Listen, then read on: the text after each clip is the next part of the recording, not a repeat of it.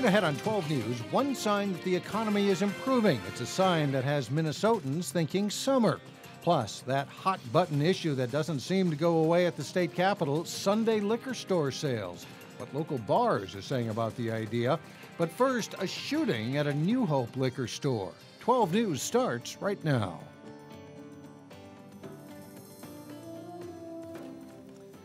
Hello, everyone, and thanks for joining us. I'm Mike Johnson. And I'm Shannon Slatton. New Hope police tonight are investigating a robbery at a liquor store that left one employee with a gunshot wound to his leg. The incident happened Thursday night at Viking Liquor along 42nd and Nevada Avenue North in New Hope.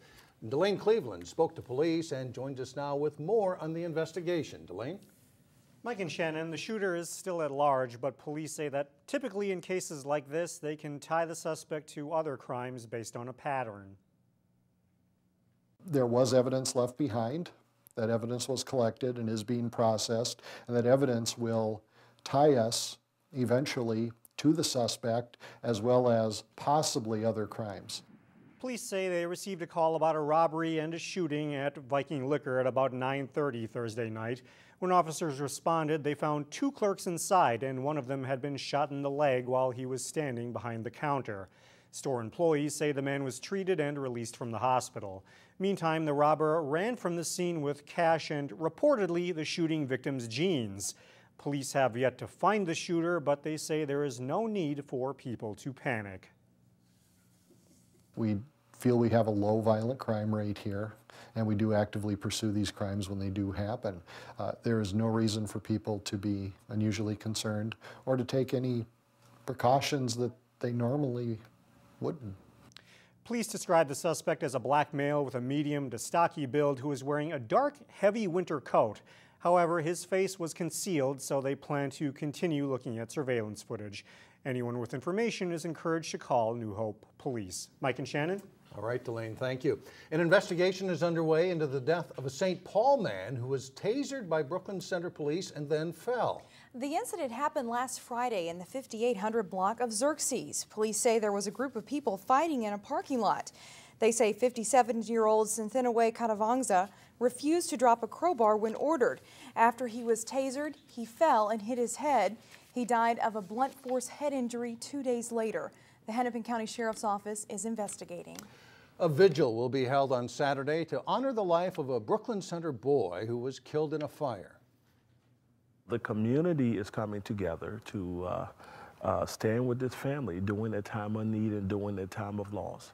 To say, listen, we feel your pain, we are here, what can we do to help?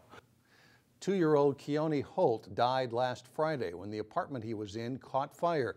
His older brother jumped from a second-story window to escape, but little Keoni didn't make it out. The Brooklyn Center Fire Department continues to investigate the cause of that fire. The vigil will be held Saturday at 3 p.m. outside the apartment located on the 4500 block of 58th Avenue North. The family has set up a fund to help cover costs of finding a new place to live. Donations will be accepted at the vigil, or they can be made at any U.S. Bank location. Sunday liquor sales have been a hot topic in January in Minnesota for years. But this year, the bill to allow Sunday sales actually has quite a bit of momentum, and you might be surprised at what is fueling the push. I've heard a little bit of talk about it, yeah. The Eagle's Nest Lounge in Robbinsdale has been here for almost 50 years. Sunday's usually a good crowd. The people come here, they're here to socialize and eat pizza and, you know, maybe play pool or something like that and watch a Vikings game. However, if liquor stores are allowed to sell alcohol on Sundays, this bar could have a bit more competition. Whether people that doesn't concern owner Brad Eagles. And for us, I think it's going to have a pretty minimal impact on us due to the fact that it's just people come here to socialize and things like that and eat our pizza. We also touched base with more than 20 local liquor stores who wouldn't go on camera, but said they were opposed to staying open 7 days a week because they still only anticipated 6 days worth of sales. Minnesota is one of 12 states that still ban Sunday sales of liquor. The public certainly wants it. It's a long time in coming. But I also think that it will help Minnesota's economy. Representative Sarah Anderson supports repealing the ban on Sunday liquor sales. The craft brewery has really made a difference.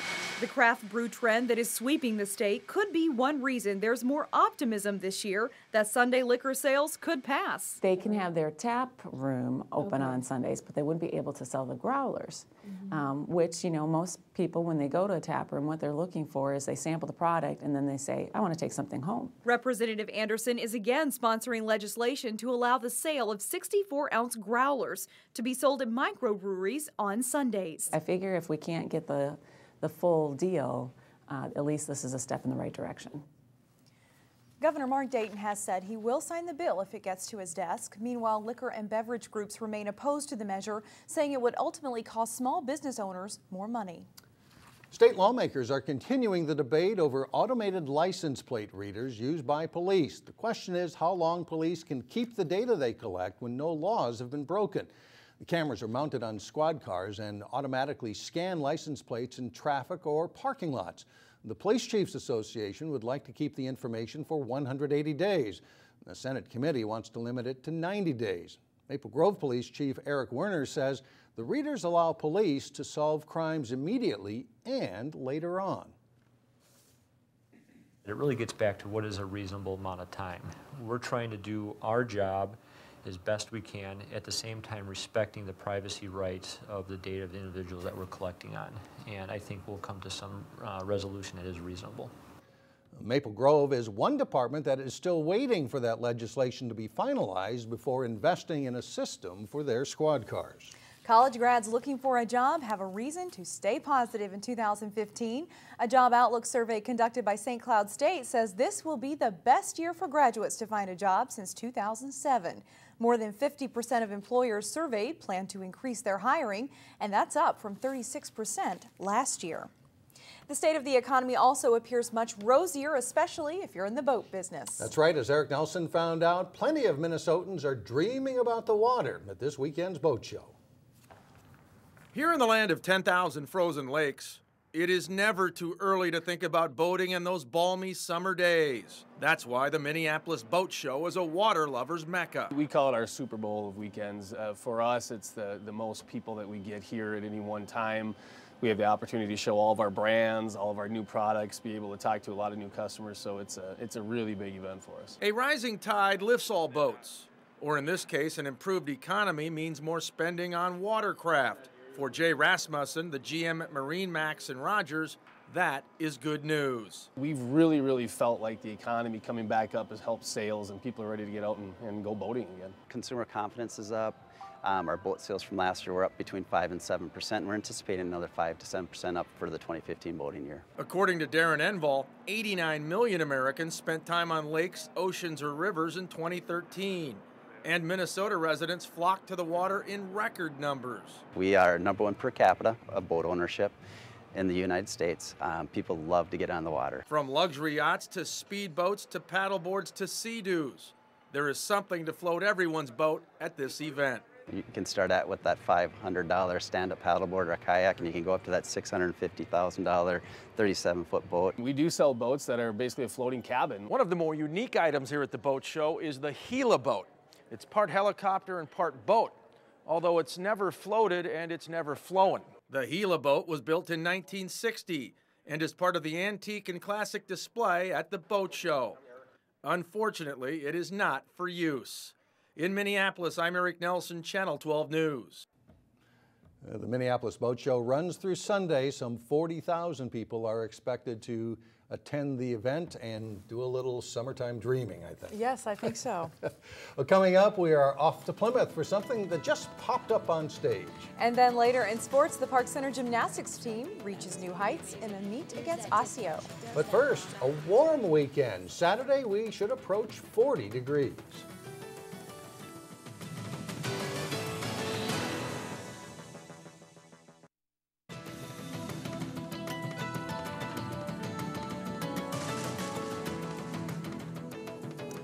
The City of Golden Valley is looking at options for a new community center at the Brookview Golf Course site. task force explored different ideas and options for replacing the current building. It's been working for about 8 months to put together a recommendation for the City Council. The task force really sort of decided that it needed to be a gathering place for Golden Valley, that it wasn't a fitness center and it wasn't an ice arena, that they were looking for a gathering place for meetings, for events, a place that would be a destination for the community to use. The next steps are to ask residents for their input on the recommendation, as well as look at logistics if the city moves forward with the project. Well, when someone mentions pop-ups, you may think of those annoying little advertisements on your computer. Or perhaps VH1's pop-up videos, but you may not associate pop-ups with Broadway musicals. A new show at the Plymouth Playhouse could change your way of thinking, though. Neil Persley explains in today's Weekend Showcase. The very first question you may have is, what is a pop-up musical? While someone is singing a song, or a couple people might be singing a duet, behind them are pop-ups, either on a video screen or sometimes on a piece of tag board that has been written in with a Sharpie marker. The show features the 4 performers singing well-known tunes from various Broadway musicals, with sometimes loosely related pop-ups appearing around them. Definitely not your average Broadway review. That is sort of a review for the ADD crowd, because there's so much happening all the time. Someone is singing their heart out. The side screens and performer pop-ups are an amalgam of random facts and trivia related to the subjects being sung about. We call it edutainment. While one performer is singing, the other performers are commenting with gestures or facial expressions, or adding tidbits of trivia about the other performers with their pop-ups. We perform all the music that people know and love from some of the best Broadway shows that have ever been written. These 4 performers are longtime friends, and the idea for Pop-Up Musical was planted about 12 years ago. In 2012, the idea sprouted. 2.5 years ago, for the Fringe Festival, we kind of all put it together and it all came to fruition. And so we did the Fringe Festival in 2012, and we're one of the favorite shows of the whole festival. Another interesting thing about the show is we sing everything. There's not one spoken word in the whole show. You'll be entertained by the 4 strong voices and visual array of facts, trivia, and knowledge provided in this pop-up musical. For Weekend Showcase, I'm Neil Persley.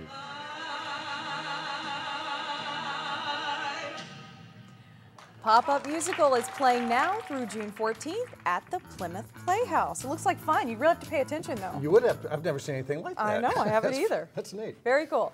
Coming up, the Fire and Ice Medallion hunt in Plymouth is heating up. We'll have the latest clue. But first in sports, Maple Grove takes on Centennial in a hockey game that could be big for section seating. John Jacobson with the highlights when we come back. Starting with hockey, and it seems like Maple Grove has had their share of close games this season. And not always winning all of them, right, which is unfortunate for them. Another good opponent they had on Thursday night. Though they've had up and down season and are in a tough stretch right now, Maple Grove's boys hockey team still hopes to be in the hunt for a Section 5 AA title this season.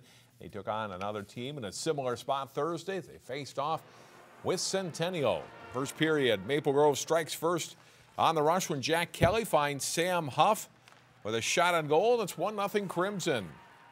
Later in the first, Centennial's Justin Hubble picks the puck up behind the net, flips it out front. Cody McLean beats Brady Goodman. We're tied at 1 heading into the intermission. In the second period, on a power play, Connor Lovick's shot rebounds out front. Colton Berg buries it, and Centennial's up 2-1. 3 minutes later, early in a power play, Lovick's shot is stopped, but Tyler Nyman puts the Cougars up 3-1 with a rebound goal. Crimson try to fight back. Great passing. Sam Franta finds Huff for the one-timer. That gives Maple Grove back to within 1, but that is as close as they get, and the Cougars win it 3-2 to split the season series. Wayzata boys basketball team is quietly having a pretty strong season.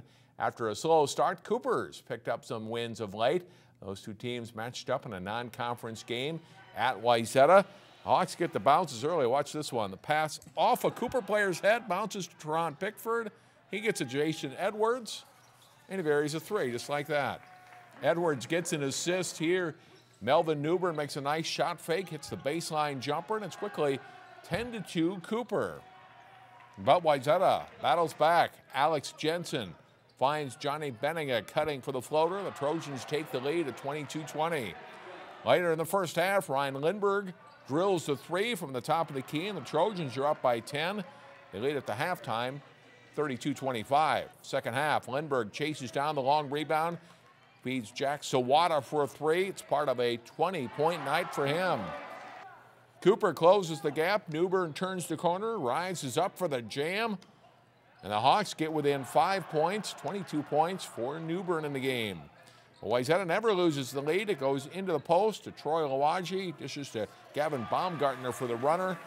And then after he gets a steal, Baumgartner will elude the defenders near midcourt, banks in another runner. Wayzata improves to 13-4 in the season with a 72-64 win. Park Center's gymnastics team is mostly healthy, again after some early season injuries and illnesses. The Pirates hosted an Osseo team now in the third year of a co-op with Fridley, Heritage, and Maranatha.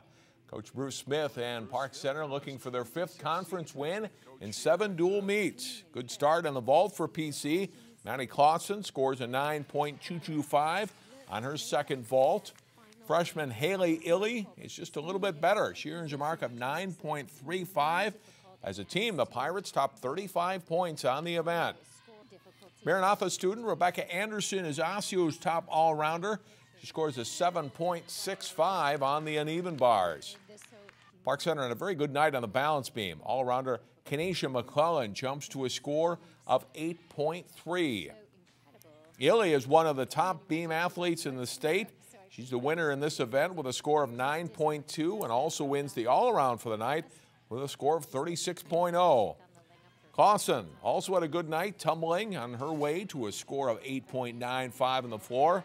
Park Center wins the meet. Their score is 134.725. That's the highest meet score in Bruce Smith's 26 years as head coach. A couple of local boys swimming and diving teams will be in action Saturday at the True Team State Meet. It's a Coaches Association run meet with a format that rewards overall team strength. The Class A meet includes Breck Blake, and it's set for 1 o'clock Saturday afternoon. Wayzata is part of the AA meet that starts at 6 p.m. Both meets at the University of Minnesota Aquatic Center. And that's a look at sports for today. All right. Thanks, John. Could this be the weekend? Treasure hunters are more fire than ice. Plymouth's Medallion hunt heats up when we come back. Well, finally, the Fire and Ice Festival in Plymouth is about 2 weeks away. It's time for clue number 3 in Plymouth's Fire and Ice Medallion hunt. Here you go. Take in the view from this lookout spot. The water nearby cools foul when hot. Near the playground lies the treasure, close by foot and within small measure. There is one more clue, though. You can see them all on Plymouth's website. And guys, I think I know where that is. The person who finds the medallion receives a $250 prize. You know? You know, I think I do. Oh. But I'm not going to go look. We're go find it, follow her folks. after the show. That's all the time we have for now. Thanks for joining us. Have a great weekend, everyone.